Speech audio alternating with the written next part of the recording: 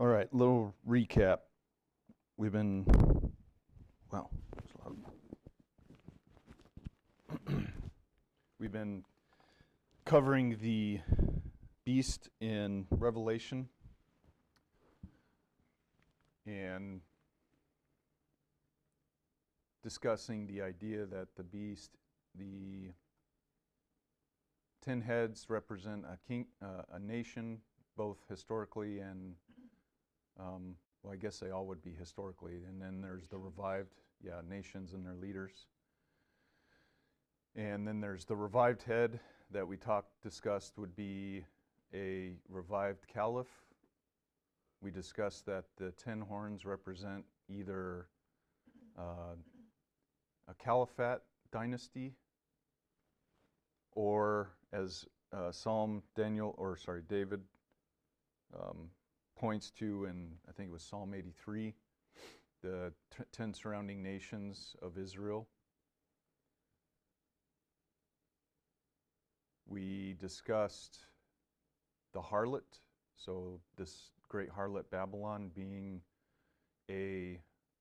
both a great city and an attitude, a spirit within people, and that potentially being in relation to the beast, or this last nation, would be Islam's adherence to Western values. And as it discussed in Revelation, it says that the revived beast will destroy the harlot. So potentially speaking to a revitalized Islam that returns to a more puritanical ideology. Okay?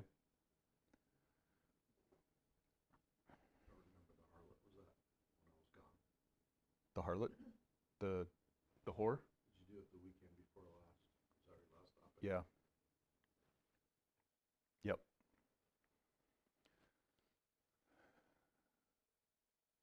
So the harlot has, as we read, had great influence.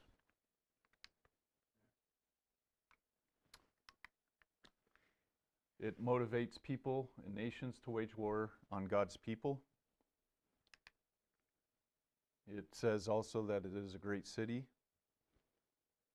Obviously, it has great economic influence because, as we discussed, that when the city is destroyed, there is a lot of whaling done by businessmen, traders, and through this city and this attitude, obtaining wealth is one of the top priorities. So it's a motivation that achieves amazing wealth, and then through her wealth, she directly affects the economy. So it has a huge economic impact on that region around Israel.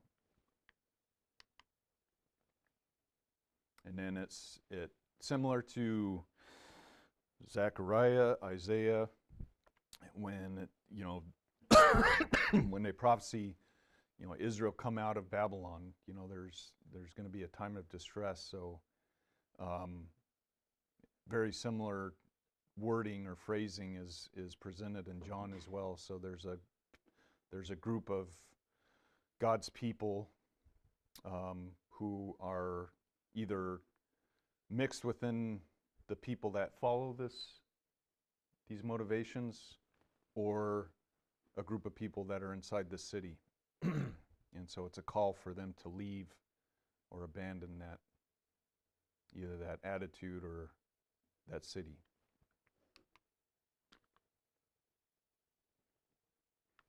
And then because the harlot rides on the beast, we talked about how that represents the influence of this attitude or spirit on leaders of those nations that we've discussed. So that would be Egypt, Assyria, Babylon, Persia, Rome, Greece.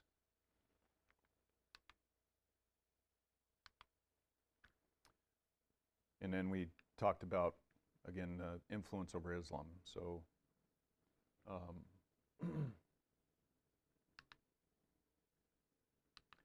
so with that,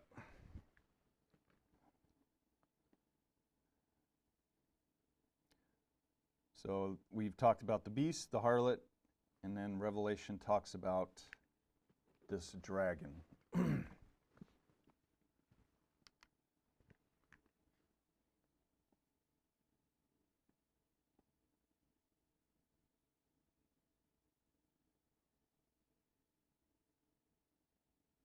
All right, Revelation 13. Not 12? We'll get there.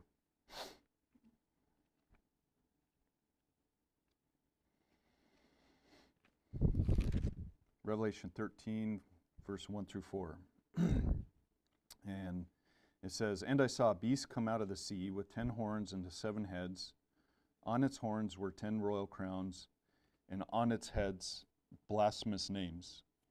The beast which I saw was like a leopard, but with feet like those of a bear, and a mouth like the mouth of a lion. To it the dragon gave its power, its throne and great authority. One of the heads of the beast appeared to have received a fatal wound, but its fatal wound was healed, and the whole earth followed after the beast in amazement. They worshipped the dragon because he had given his authority to the beast, and they worshipped the beast, saying, 'Who is like the beast, who can fight against it?'" So I want to talk about, what is the dragon?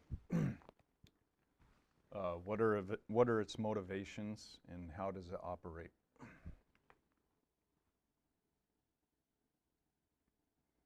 So let's turn to Revelation 12.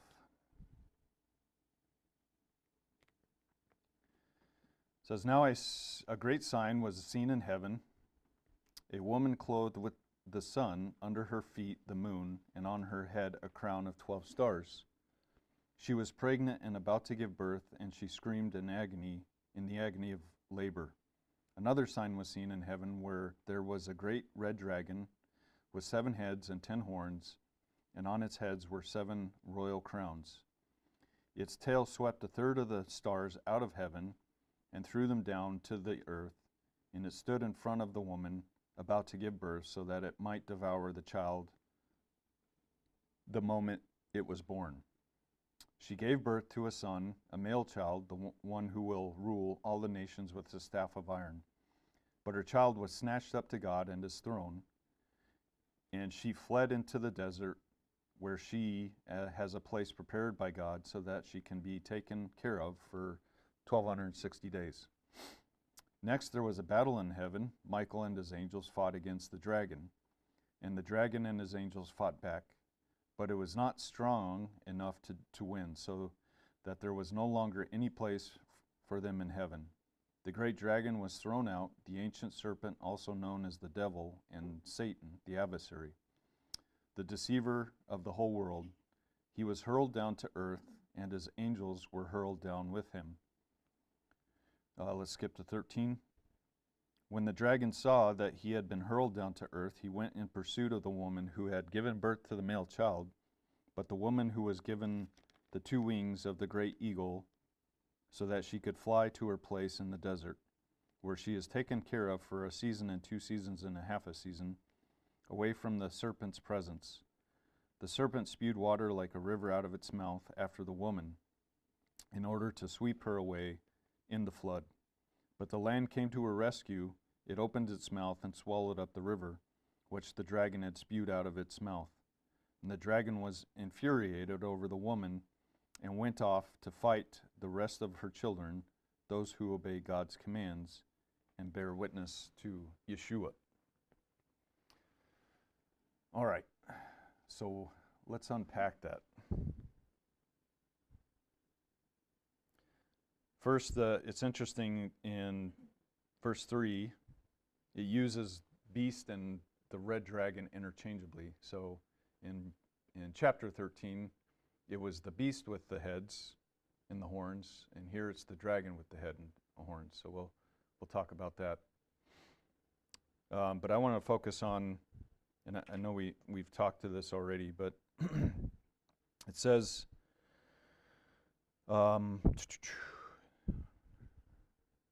its tail swept a third of the stars out of heaven and threw them down to the earth. So what, if we were looking at this figuratively, what do you think the stars would represent? Leaders. Okay.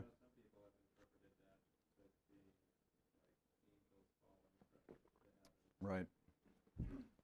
And we'll talk about that when we talk about what are the common ideas of who Satan is. But Genesis says that it's leaders. It's the prophecy that Yeah. first comes up. Yeah. Prominent people in positions of leadership or influence. Yeah. Do you have that verse, chapter and verse? While you're looking that up, so it could represent those people that are in positions of power, authority. So when they're thrown down to the earth, that represents what? The removal from that position, right? Position of authority.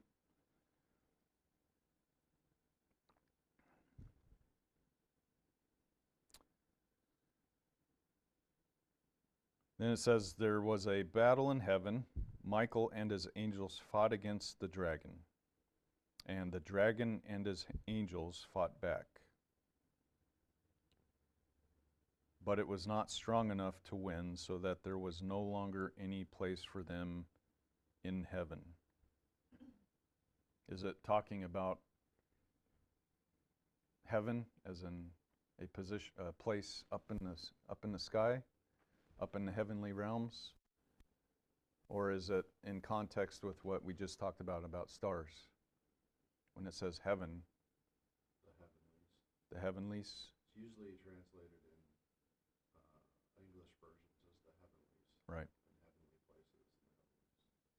Could that also represent a high position of Yes, authority? Yeah, Yeah. seat of authority. Seat of authority. Okay. I got that if you're ready. Yeah, go ahead. Genesis 37. Joseph had a dream, verse 5. Joseph had a dream, and when he told it to his brothers, they hated him even more. And he said to them, please listen to this dream which I have had, for behold, we were binding sheaves in the field, and lo, my sheaf rose up, and also stood erect, and behold, your sheaves gathered around and bowed down to my sheaf. And his brothers said to him, are you actually going to reign over us, or are you really going to rule over us? So they hated him even more for his dreams and his words. Now he had still another dream, and related it to his brothers, and said, lo, I had still another dream, and behold, the sun and the moon and 11 stars were bowing down to me. And he related to his father and his brothers, and his father rebuked him and said to him, what is this dream that you've had? Shall I and your mother and your brothers actually come and bow ourselves down before you in the ground? And his brothers were jealous of him. But yeah. So, I mean, obviously, we see that the stars represent leaders of each tribe because it's his brothers. Mm-hmm. And from that point forward, the Bible uses that term in context of leadership. Right. You'll be as high as the stars of the heaven. Let's see, there's another one here. Let's see.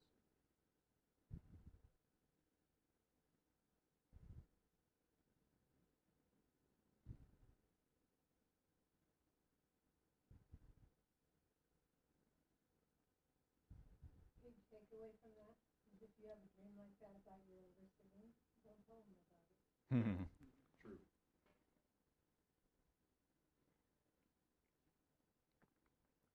So while you're looking, so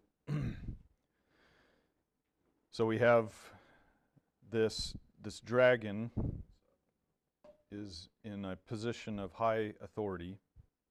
Did you have No. okay? And then there's apparently a battle to maintain that position of authority, right, between whatever this dragon or whoever, whatever Satan is, between him and Michael and his angels. Oftentimes what does angels represent? Messengers, right? Messengers sent out. So there's a battle for this position of authority between Satan and his messengers, or you could also see that as fellow leaders, or leaders that have submitted to the adversary, and Michael and his messengers.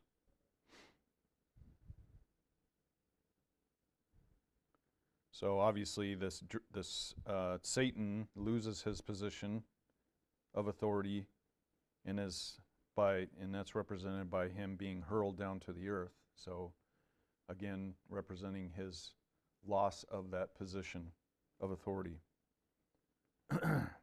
What authority does Satan have right now?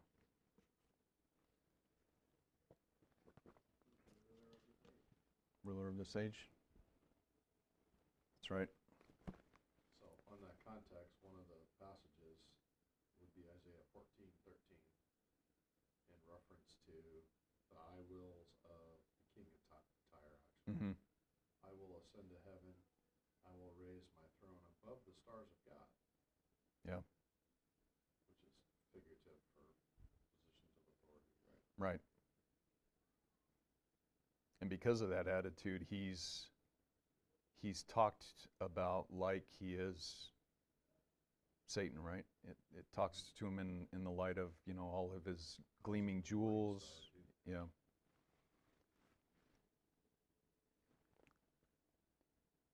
All right. So then when the Satan sees that he's been removed from his position of authority, he goes in pursuit of the woman, which would be who? Yeah, Israel. Yep. So he goes after Israel, who had given birth to the male child. That would be Yeshua. But Israel is delivered.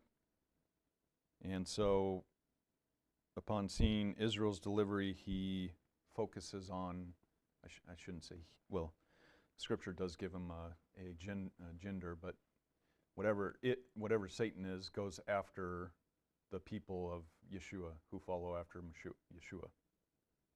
Okay?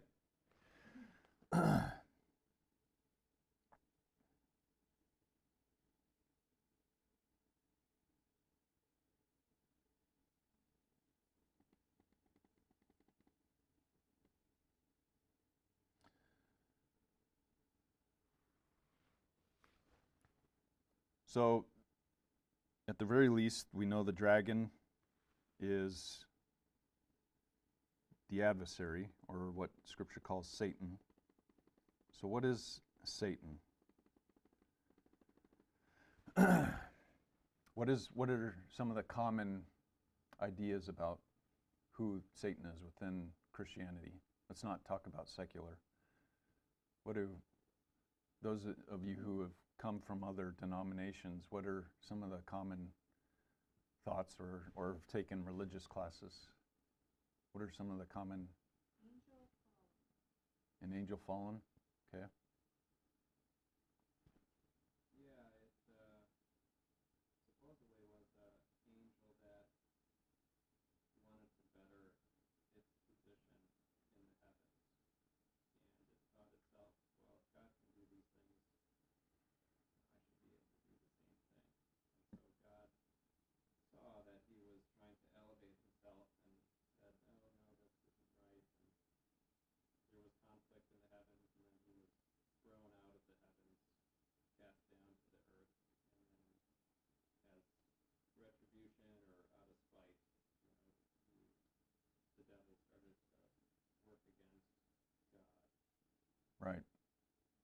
And now we hold the devil as everything that's bad. Right. Or away from what God's purpose is. Right. And yeah, and the churches that I came out of, very similar viewpoint. And the angels that were cast down with him are, you know, the demons that you often, or that you read about in Scripture. Anybody else? I think that's probably the most common idea. Okay. The evil Yetzer in Judaism. Yeah.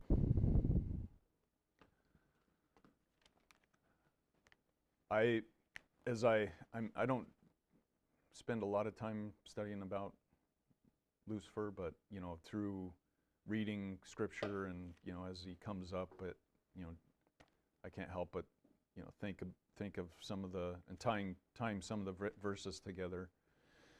You know, obviously I have kind of changed my view on you know what Lucifer is from you know when I was in non-denominational churches. You know, the common phrase when I was younger is, you know, like the devil made me do it or something like that. You know, the devil influenced me. I think, and I haven't come to I haven't come to a conclusion, but my thought process is I think that whatever Satan is a lot more dangerous and personal than what I grew up understanding, and I'll explain why. So there's some verses that kind of allude to some of the aspects of Satan. 2 Corinthians 11:13 and 14.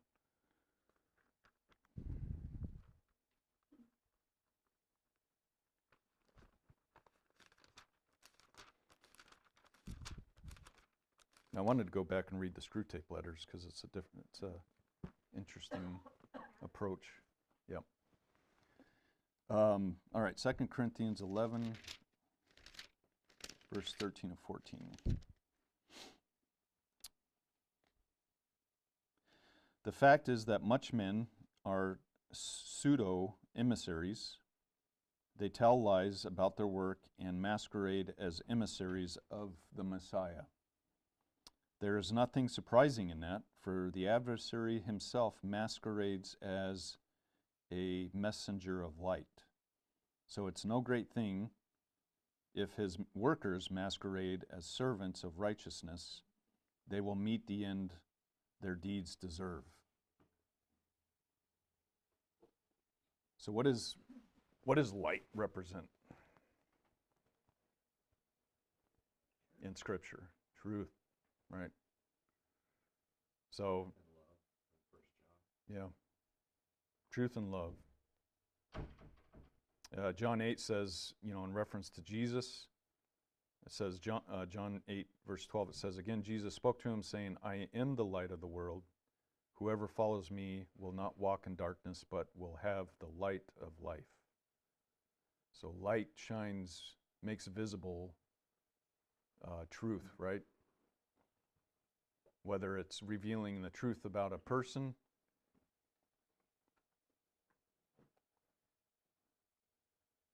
John 14:6 says, I am the way and the truth and life.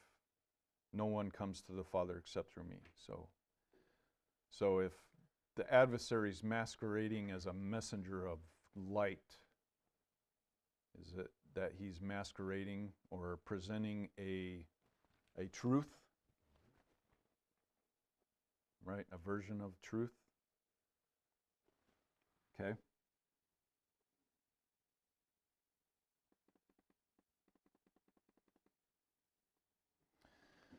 Let's read 2 Corinthians, let's go a little earlier, 2 Corinthians 11, verse 3 through 4. But I am afraid lest as the serpent deceived Eve by his craftiness, your mind should be led astray from the simplicity and purity of devotion to Christ. For if one comes and preaches another Jesus, whom we have not preached, or you receive a different spirit which you have not received, or a different gospel which you've not accepted, you bear this beautifully. Okay. So in which way are I guess in Eve's case, the serpent in Genesis, and I've sometimes thought about, like,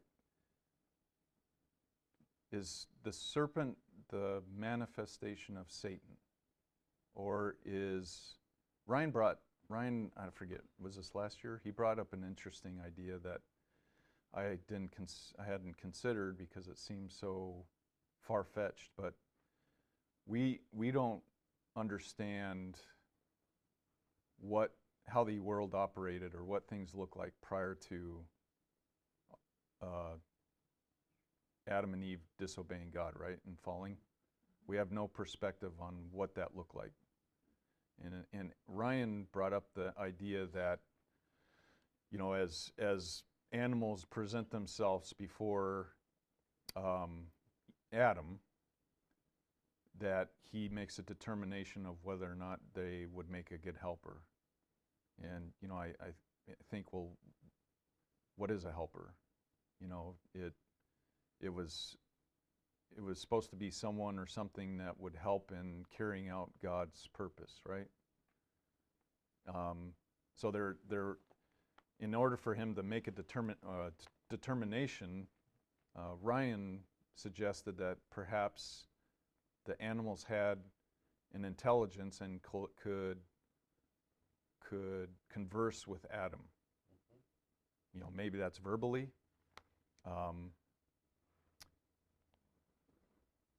So, It's part of the curse. yeah. Fear of. So what I think, you know, what I wonder is,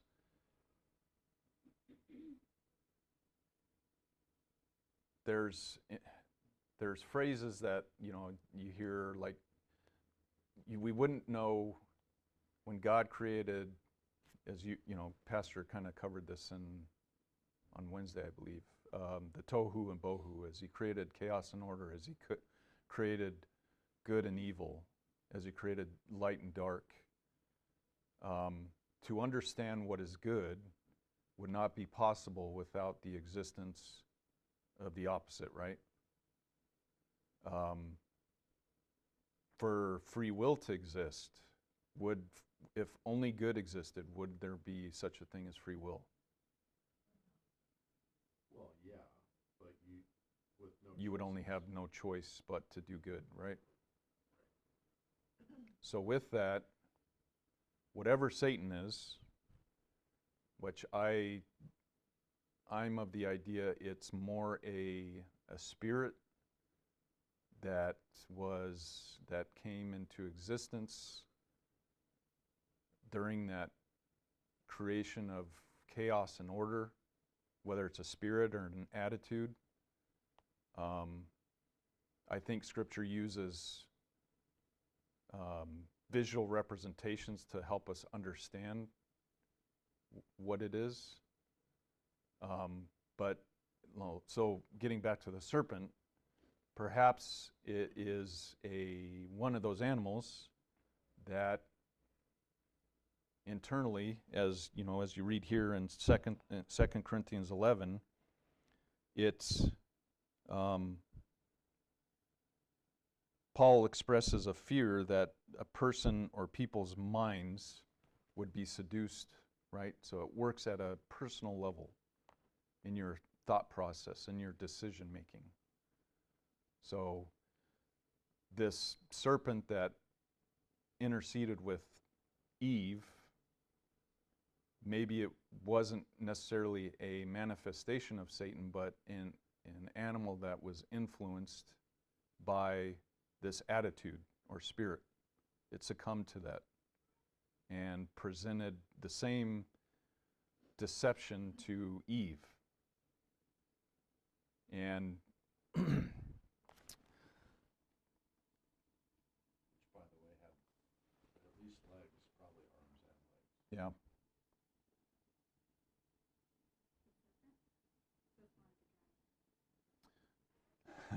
yeah. Yeah. maybe not in, you know, Until you- the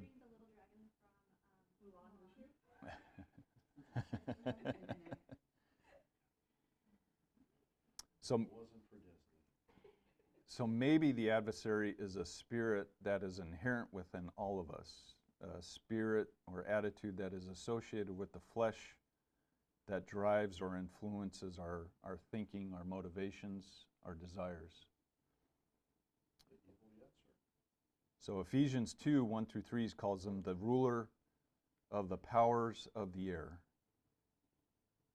So let me ask you a question. Is there any distinction to be made between our own will and the will of whatever Satan is? Is there a distinction to be made? When I say our will, I mean our before we decided to put our will aside and follow God's will.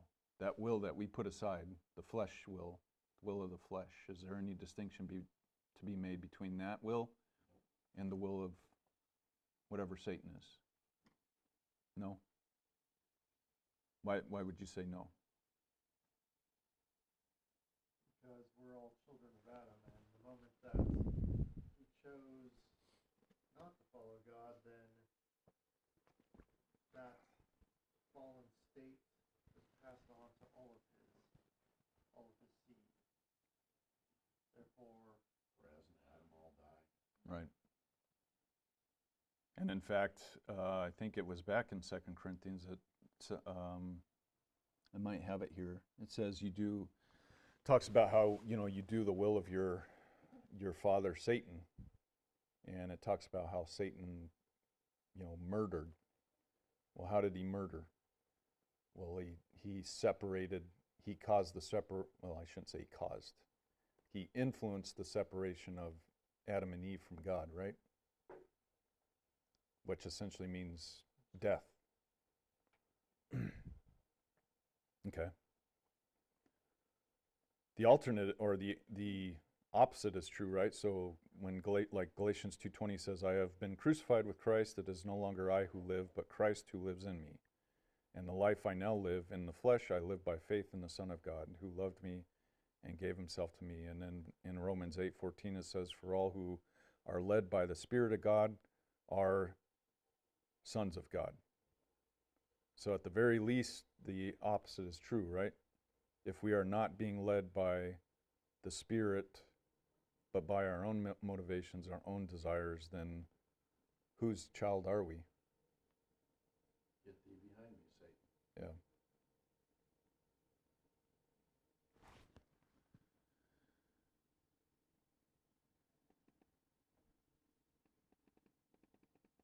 So it's just when you read Scripture,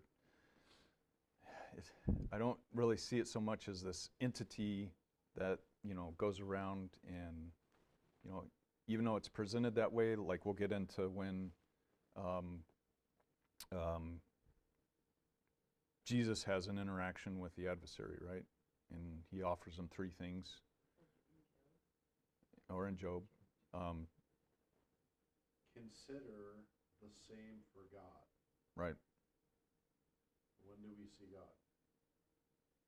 Only in Only through Spirit, right? We only see the adversary in some kind of manifestation. Right. But I'm saying it's more personal, like that adversary is within us all. It's part of the flesh.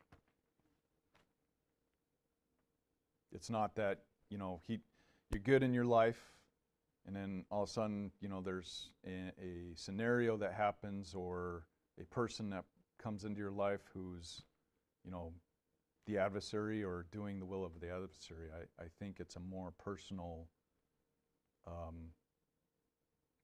think it has to do with a more internal, personal experience.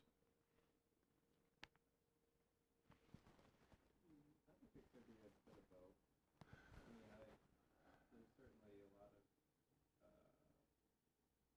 that talks about the devil as being an entity. Right. But I agree. I think there's a certain attitude. There's kind of a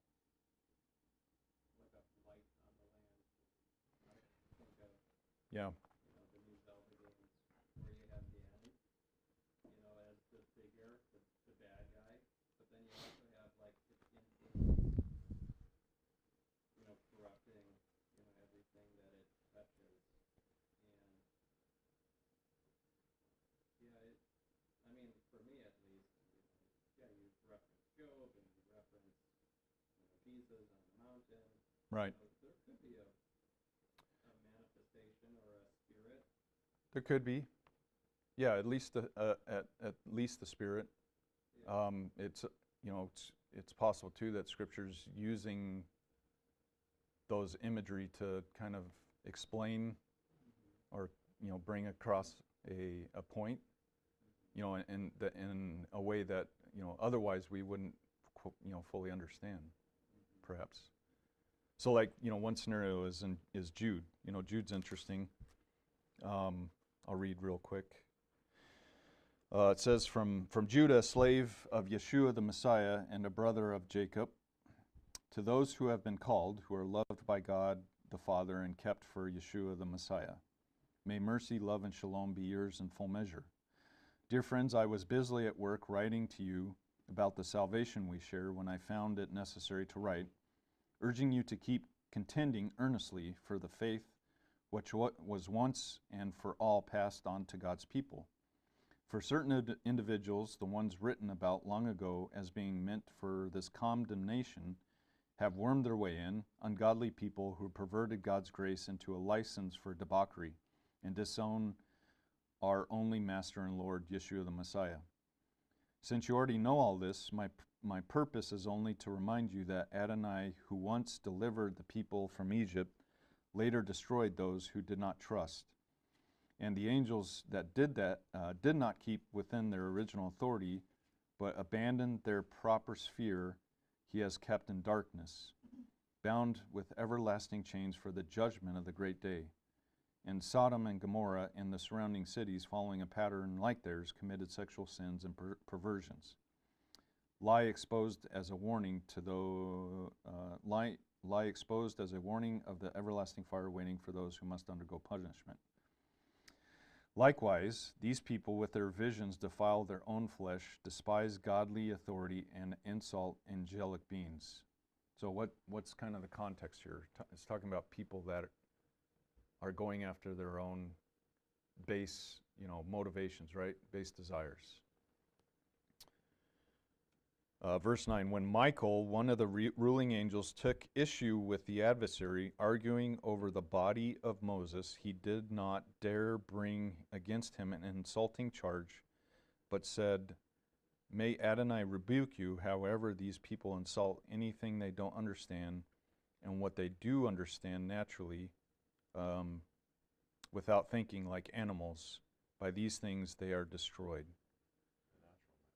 Yeah, so here in similar instances to Job, you have the adversary and you have Michael arguing over the body of Moses. What does that mean? A lot of people take that as they're arguing over the deceased body of Moses, but why would they be doing that? Perhaps this is an internal conflict personal to Moses. Decisions made to commit himself to either God or to his own desires. Remember, Moses struggled with the position that God presented to him, right? He didn't think he was adequate to take that position.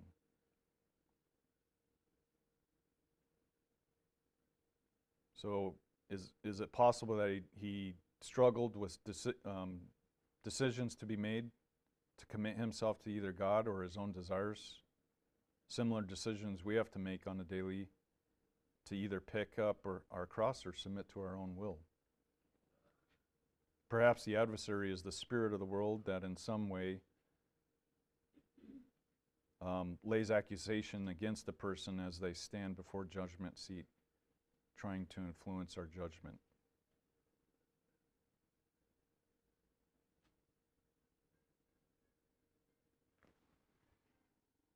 Zechariah 3 offers a similar scenario.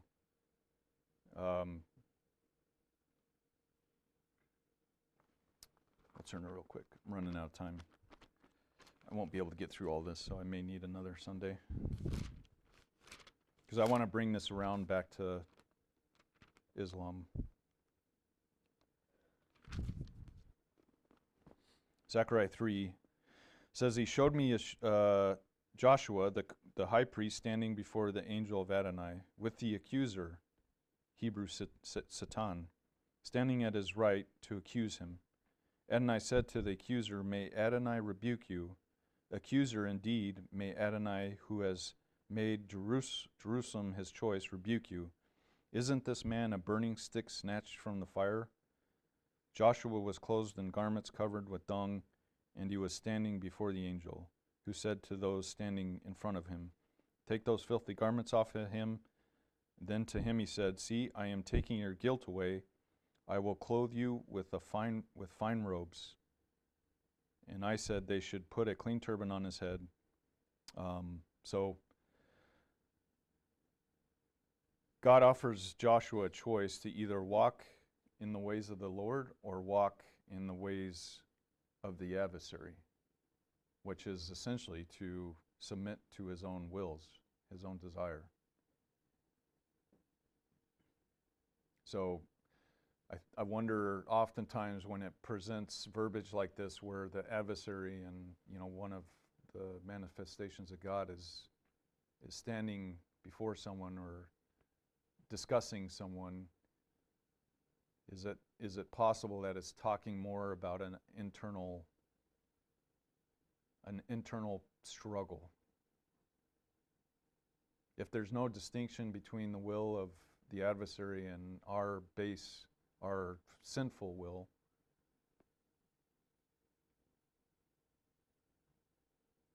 then maybe there's some truth to that. You ever wonder where those thoughts come from that oppose God?